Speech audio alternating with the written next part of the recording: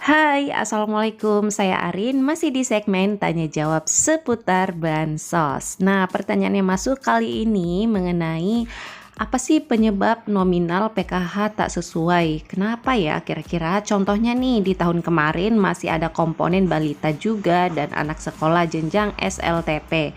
Dan tahun sekarang sudah masuk SLTA. Dan balitanya malah tidak sesuai. Tahun 2021 kemarin dapatnya Rp1.125.000 dan di tahap pencairan sekarang ini di tahap 1 tahun 2022 malah berkurang, dapatnya cuma Rp595.000. Jadi di video kali ini Arin akan jelaskan ya kira-kira apa penyebabnya dan solusinya seperti apa sesuai dengan apa yang Arin ketahui dan informasi yang Arin dapatkan dari pusat. Jadi saya minta kepada semuanya untuk menonton video ini sampai selesai dan jangan lupa dukung channel ini dengan cara klik like, share, dan subscribe serta share ke seluruh sosial media yang Bapak Ibu punya agar masyarakat yang lainnya, teman-teman yang lainnya juga bisa dapat mengetahui info bansos ini.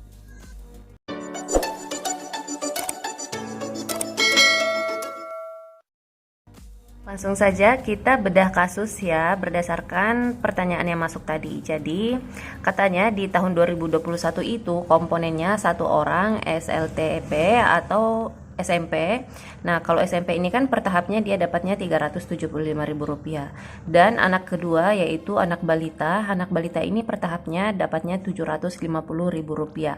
Jadi total keseluruhan yang didapat per tahap itu untuk dua komponen ini tadi SMP dan juga balita yaitu totalnya Rp1.125.000. Sedangkan di tahun 2022 ini karena komponen anaknya yang tadinya masih SMP sekarang sudah naik menjadi SMA ya, berarti harus naik juga dong bantuannya, seharusnya jadi Rp500.000. Yang sebelumnya SMP Rp375.000 jadi Rp500.000. Sedangkan komponen yang keduanya yaitu anak balita masih tetap sama Rp750.000. Jadi seharusnya yang didapatkan di tahap 1 ini di tahun 2022 yaitu totalnya Rp1.250.000 yang mana sebelumnya Rp1.125.000. Seharusnya malah naik ya. Tapi berdasarkan komentar yang masuk, pertanyaan yang masuk, yang didapatkan KPM tersebut di tahun ini tahap 1 tahun 2022 justru berkurang. Jadinya hanya Rp595.000.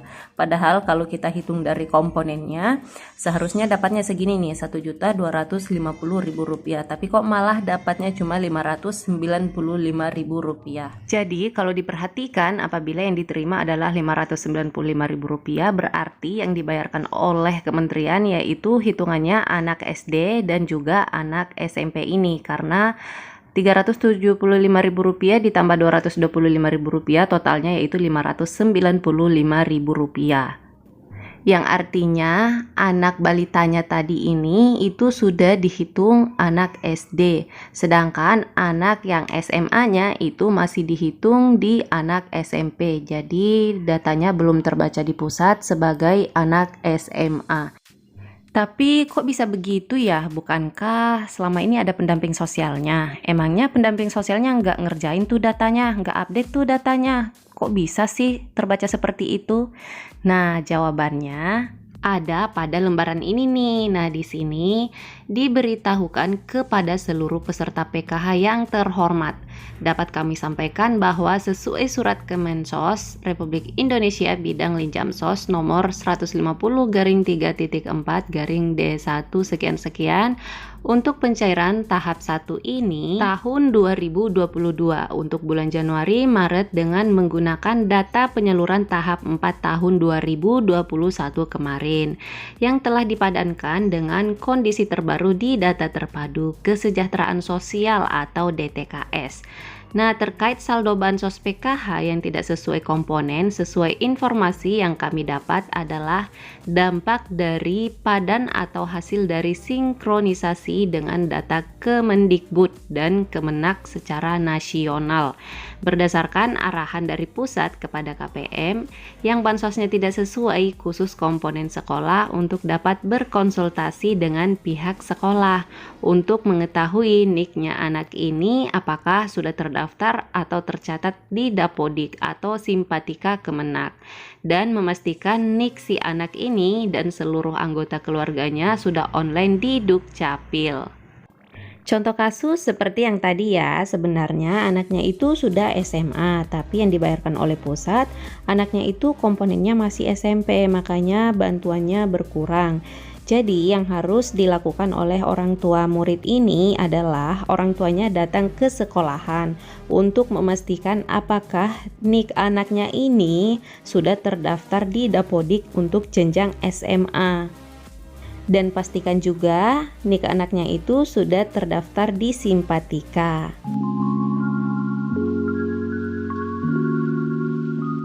Dan mengenai anak balitanya yang menerima bantuan sosial tidak sesuai dengan komponen, coba dipastikan lagi apakah anaknya sudah berusia 5 tahun lebih atau sudah 6 tahun ke atas.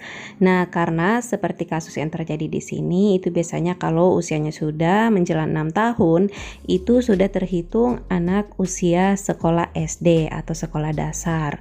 Makanya komponennya yang dibayarkan yaitu untuk anak SD.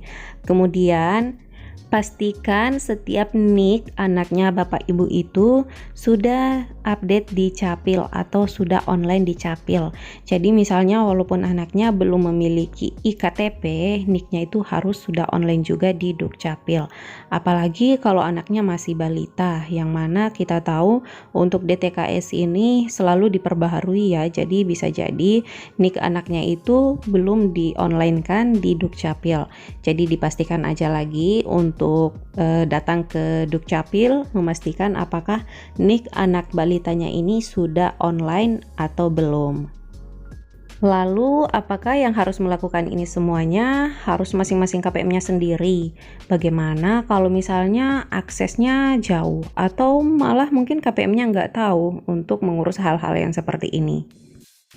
Tenang kakak, disinilah tugasnya pendamping sosial. Jadi Bapak Ibu yang tidak tahu atau keterbatasan akses untuk mengurus hal-hal seperti itu bisa langsung melaporkan saja ke pendamping sosial PKH-nya masing-masing, agar nanti pendamping sosial PKH-nya yang akan membantu untuk mensinkronkan datanya di Dapodik dan juga di Dukcapil agar bantuannya bisa diterima sesuai dengan komponen.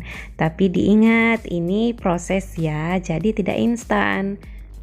Dan setiap pendamping sosial juga bukan hanya menangani satu KPM saja, tapi rata-rata menangani di atas 200 KPM dalam satu pendamping sosial. Bahkan ada yang sampai lebih 500 KPM tergantung wilayah dampingannya masing-masing. Makanya diminta kepada KPM untuk selalu bersabar apabila yang menguruskan untuk sinkronisasi data antara Dapodik dan juga Dukcapil itu adalah pendamping sosialnya. Tapi apabila para KPM mau itu cepat atau tempatnya nggak jauh dari Capil dan juga dari sekolahan, alangkah lebih baiknya apabila KPM langsung mengurusnya sendiri agar prosesnya bisa lebih cepat. Jadi kalau tidak terbatas akses, silakan dilakukan sendiri ya.